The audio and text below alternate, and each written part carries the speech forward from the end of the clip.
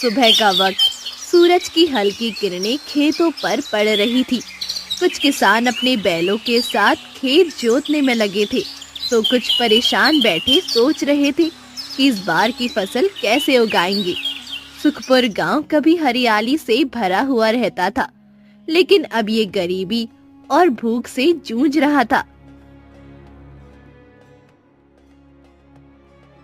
सुनिए जी, घर में अब मुश्किल से 1 हफ्ते का ही अनाज बचा है। आप कहीं से कुछ जुगाड़ कर सकते हैं क्या?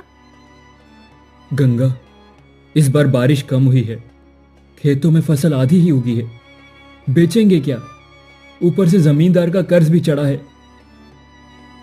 जमींदार ने पिछली बार ही धमकी दी थी, अब की बार जमीन छीन लेगा। रामलाल चुप हो गया।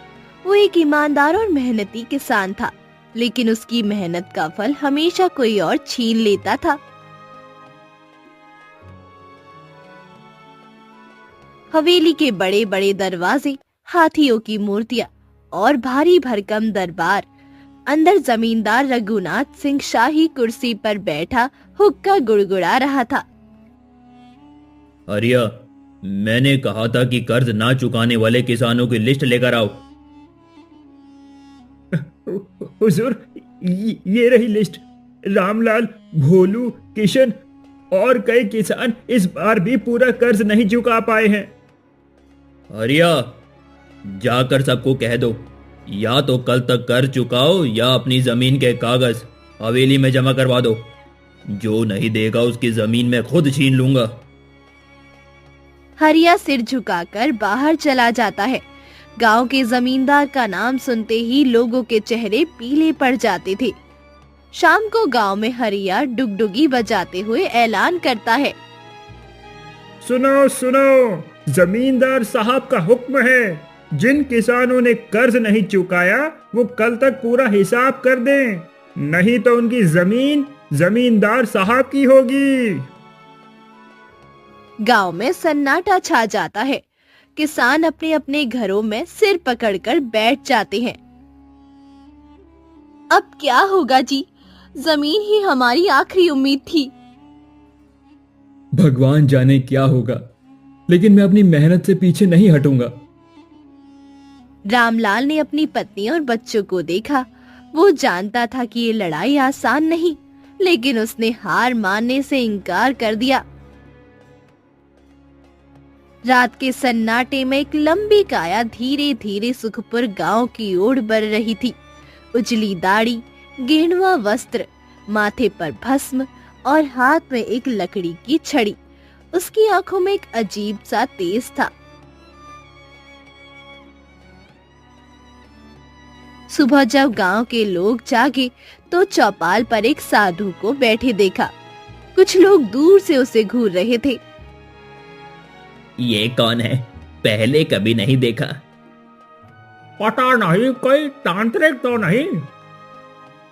साधु ने धीरे से आंखें खोली और मुस्कुराया। उसकी मुस्कान रहस्यमय थी, जैसे उसे सब कुछ पता हो। मैं कोई तांत्रिक नहीं हूं, एक साधारण साधु हूं, लेकिन मैं देख रहा हूं ये गांव भारी संकट में है। जमींदार का अत्याचार बढ़ता जा रहा है और किसानों की मेहनत का कोई फल नहीं मिल रहा।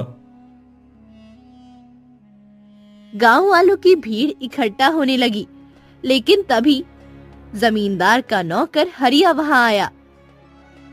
उसने साधु को घूर कर देखा।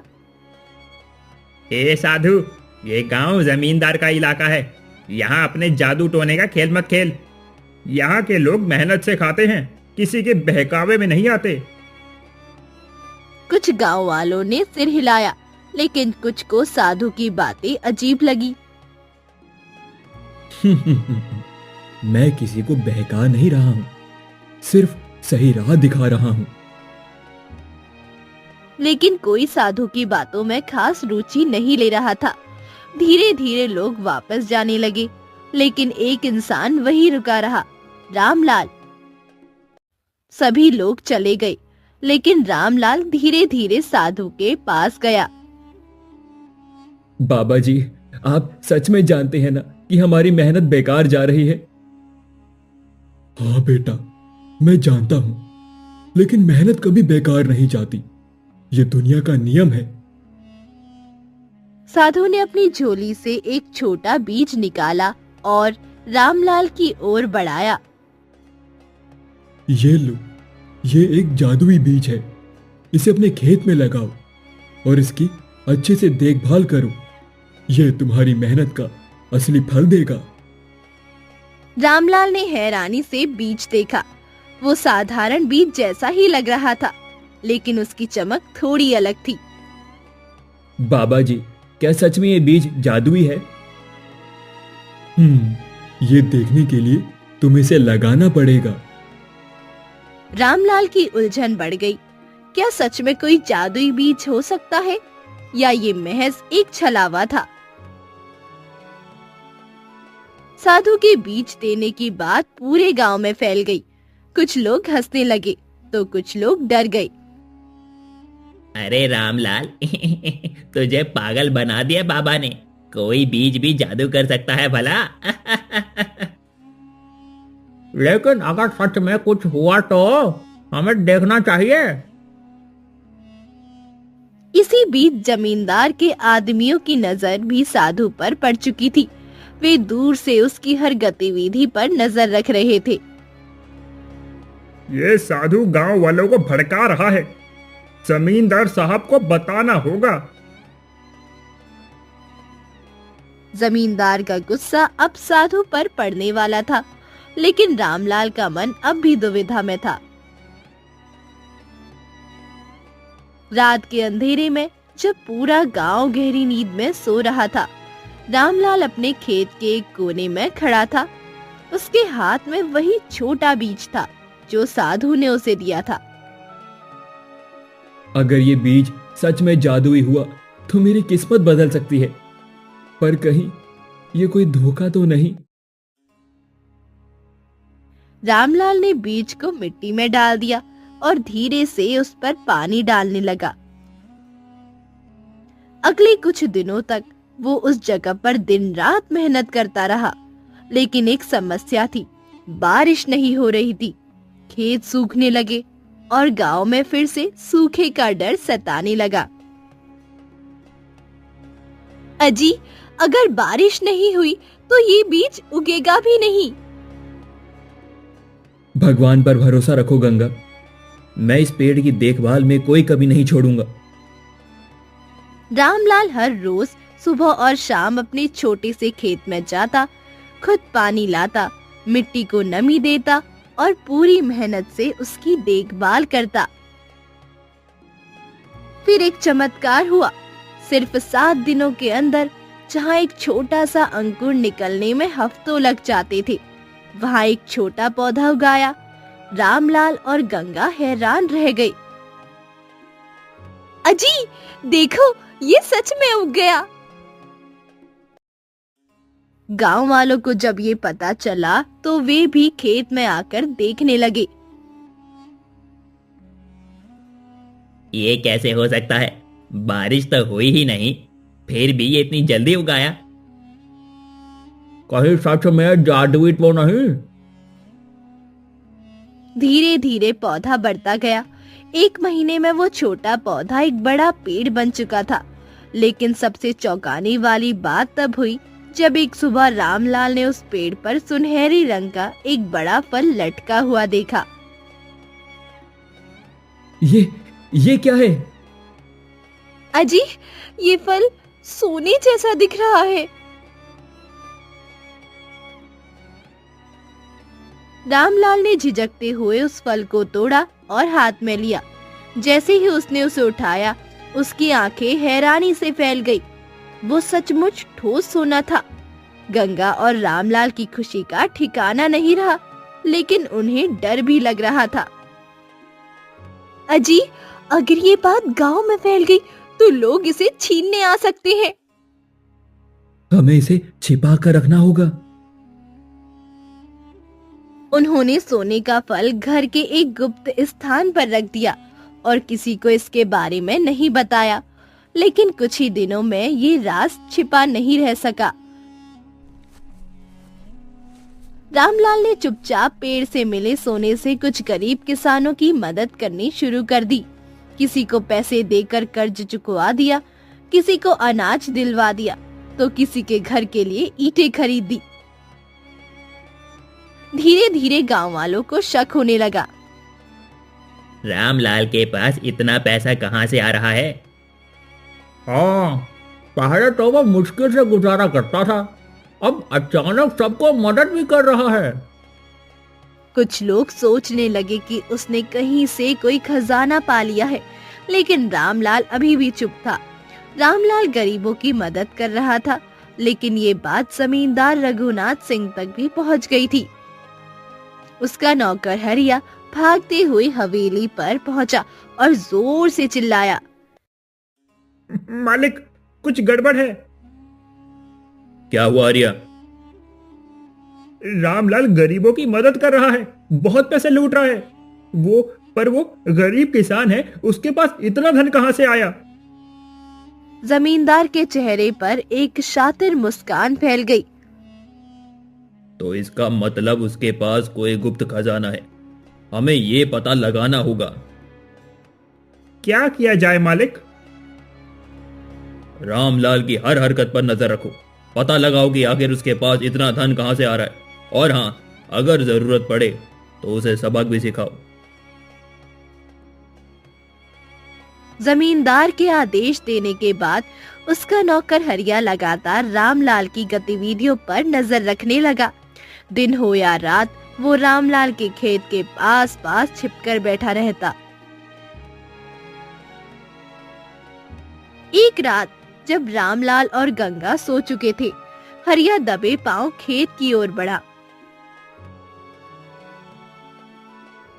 आखिर देखना तो पड़ेगा कि इस किसान के पास अचानक इतना धन कहां से आ रहा है। वो पेड़ के पास पहुंचा और छिपकर देखने लगा। तभी उसकी नजर उस सुनहरे फल पर पड़ी जो चांदनी में चमक रहा था। अरे राम, ये तो सच में सोने का फल है। उसका दिमाग तेजी से दौड़ने लगा। उसने जल्दी से हवेली की ओर भागते हुए जमींदार को ये खबर सुनाई। जमींदार ये सुनते ही अपनी कुर्सी से उछल पड़ा। उसकी आंखों में लालच की चमक आ गई। तो ये गरीब किसान हमारी नजरों में धूल झोंक रहा है, अब देखता हूं कैसे बचता है। अगली सुबह जमींदार कुछ सिपाहियों और गांव के मुखिया को साथ लेकर रामलाल के घर पहुंचा। रामलाल, लगता है तुम्हें मेरे कर्ज की याद दिलानी पड़ेगी। मालिक, अचानक ये क्या बात कर रहे हैं? मुझे खबर मिली है कि तुमने एक जादुई पेड़ उगाया है जो सोने के फल देता है, और ये भी कि तुमने गरीबों की मदद की, पर मुझे एक फल तक नहीं दिया। रामलाल समझ गया कि जमींदार को सब कुछ पता चल गया है। मालिक, मेहनत से उगाया पेड़ मेरा है, आप मुझसे जबरदस्ती ये छीन नहीं सकते। रामलाल, याद रख, तूने मुझसे भारी कर्ज लिया था। अगर पेड़ मेरा नहीं किया तो तेरा घर और जमीन जब्त कर लूंगा। मालिक, ये राम की मेहनत का फल है, आप इसे हड़पने का हक नहीं रखते। गांव वालों के कानों में ये बात गूंज गई। मेहनत का फल। कुछ लोगों के मन में सवाल उठने लगे, क्या सच में ये मेहनत का फल कोई और छीन सकता है? रामलाल ने पहली बार बिना डरे जमींदार को जवाब दिया। मालिक, मेहनत मैंने की है, कर्ज भी चुका दूंगा, लेकिन ये पेड़ मैं किसी को नहीं दूंगा। ये सुनकर जमींदार आग बबूला हो गया। ठीक है, अगर तू अपनी मर्जी से ये पेड़ नहीं देगा तो मुझे कोई और रास्ता निकालना पड़ेगा। इतना कहकर वो अपने सिपाहियों के साथ वहां से चला गया, लेकिन जाते जाते उसने गांव के मुखिया और कुछ प्रभावशाली लोगों को अपने पक्ष में कर लिया। उस रात जब पूरा गांव सो रहा था, 3 काले साए रामलाल के खेत की तरफ बढ़ रहे थे। जमींदार का आदेश है कि हमें ये सोने के फल किसी भी हालत में लाने हैं। अरे रामलाल सो चुका होगा, जल्दी करो। वे दबे पांव पेड़ के पास पहुंचे और फल तोड़ने के लिए हाथ बढ़ाया ही था कि तभी पेड़ अचानक जोर से हिलने लगा। अरे ये क्या हो रहा है? ये पेड़ तो जिंदा लग रहा। अचानक हवा तेज चलने लगी। चोरी करने आए लोग घबरा गए और बिना फल तोड़े ही वहां से भाग खड़े हुए। सुबह रामलाल को जब इस घटना का पता चला तो वो समझ गया कि जमींदार अब किसी भी हद तक जा सकता है, लेकिन अब उसे डर नहीं था। उसे अपनी मेहनत के फल को बचाने के लिए हर संघर्ष के लिए तैयार रहना था। पिछली रात जमींदार के लोग पेड़ से फल चुराने में नाकाम रहे थे। ये बात जब रघुनाथ सिंह को पता चली तो उसकी आंखें गुस्से से लाल हो गई। निकम्मो, तुम 3 हट्टे कट्टे आदमी एक पेड़ से फल नहीं तोड़ पाए। मालिक, जैसे ही हमने फल तोड़ने की कोशिश की, पेड़ में से अजीब सी आवाजें आने लगी और तेज हवा चलने लगी। ऐसा लगा जैसे वो हमें रोक रहा हो। जमींदार को ये सुनकर और गुस्सा आया। अंधविश्वासों की तरह मत सोचो, वो बस एक पेड़ है, कोई चमत्कारी चीज नहीं। अगर तुम सब डरपोक हो तो मैं खुद ही जाऊंगा। गांव वालों के बीच ये खबर फैल गई कि आज जमींदार खुद पेड़ से सोने का फल तोड़ेगा। सब लोग देखने के लिए खेत के पास जमा हो गए।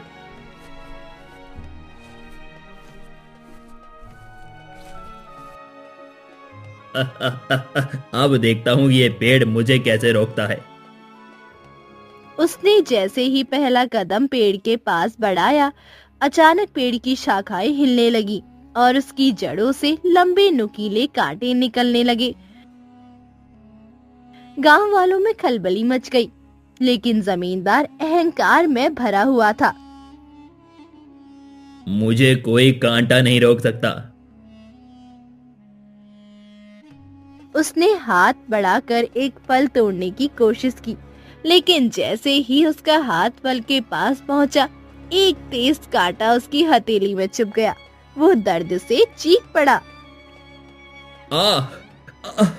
ये क्या हुआ? उसी समय पेड़ से और भी कांटे निकले और उसके शरीर को जगह जगह घायल कर दिया। वो जोर से चिल्लाया और बेहोश होकर जमीन पर गिर पड़ा।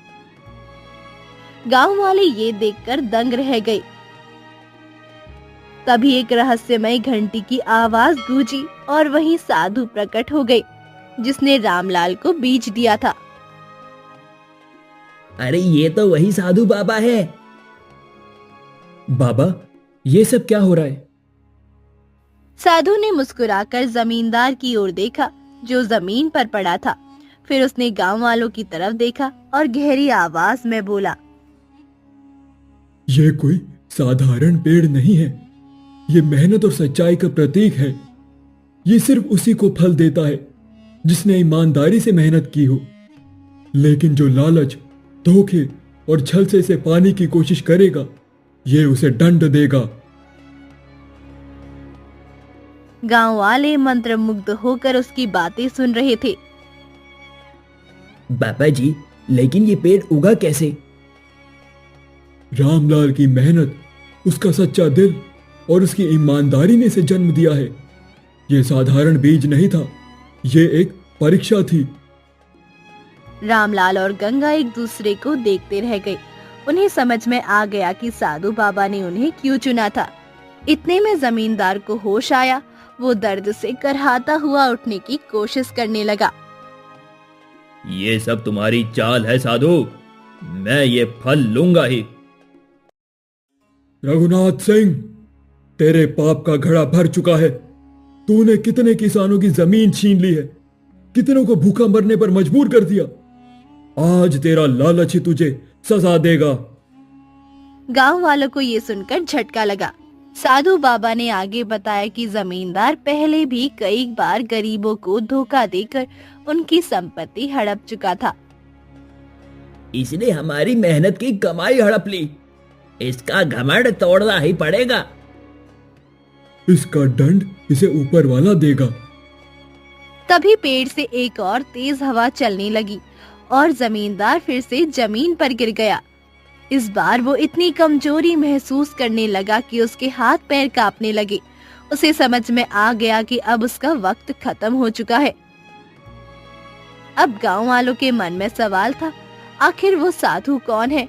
तभी किसी ने हिम्मत करके पूछ लिया, बाबा जी, आप कौन हैं? साधु हल्का सा मुस्कुराया और धीरे धीरे उसकी देह प्रकाश में तेज चमकने लगी। उसके वस्त्र बदलने लगे और अचानक वो एक दिव्य शक्ति में बदल गया। प्रभु! रामलाल, तेरा हृदय निर्मल है। तूने अपने मेहनत के फल को बांटा, गरीबों की मदद की, इसीलिए ये पेड़ तुझे मिला। लेकिन लालचियों के लिए ये विनाशकारी बनेगा। अब हमें हमेशा याद रखना चाहिए कि मेहनत का फल मीठा होता है, लेकिन बेईमानी और लालच का अंत बुरा ही होता है। और वहीं रघुनाथ सिंह अपनी सारी ताकत खो चुका था। उसका घमंड चूर चूर हो चुका था। गांव के मुखिया और बड़े बुजुर्गों ने एक जगह बैठकर जमींदार के खिलाफ फैसला सुनाने का निर्णय लिया। गांव के लोगों, आज हमें ये फैसला करना होगा कि रघुनाथ सिंह के अत्याचारों का अंत कैसे किया जाए। अरे हाँ, इसने हमारी जमीनें छीनी, हमारा खून चूसा, इसे सजा मिलनी चाहिए। हम इसे अब और बर्दाश्त नहीं करेंगे। गांव वालों का गुस्सा देखकर जमींदार का चेहरा पीला पड़ गया। पहली बार उसकी आंखों में डर था। मुझे माफ कर दो, मुझसे बहुत ही बड़ी गलती हो गई। मैं लालच में अंधा हो गया था। तेरी सजा यही है कि अब से तू इस गांव का जमींदार नहीं रहेगा। तुझे अपना महल और सारी जमीनें छोड़नी होंगी। ये सुनते ही जमींदार को झटका लगा। वो गांव वालों की तरफ गिड़गिड़ाने लगा, लेकिन कोई उसकी बात सुनने को तैयार नहीं था। अगले ही दिन उसे गांव से निकाल दिया गया। उसका महल अब गांव वालों की संपत्ति बन गया। गांव की धरती पहली बार सच में आजाद महसूस कर रही थी। सबके चेहरे पर खुशी थी। अब गांव का माहौल पूरी तरह बदल चुका था। गांव की जमीनें अब किसानों की हो गई थी। कोई किसी पर अत्याचार करने वाला नहीं था। रामलाल पेड़ से मिलने वाले सोने का इस्तेमाल पूरे गांव की भलाई के लिए करने लगा। देखा, मेहनत का फल सच में मीठा होता है।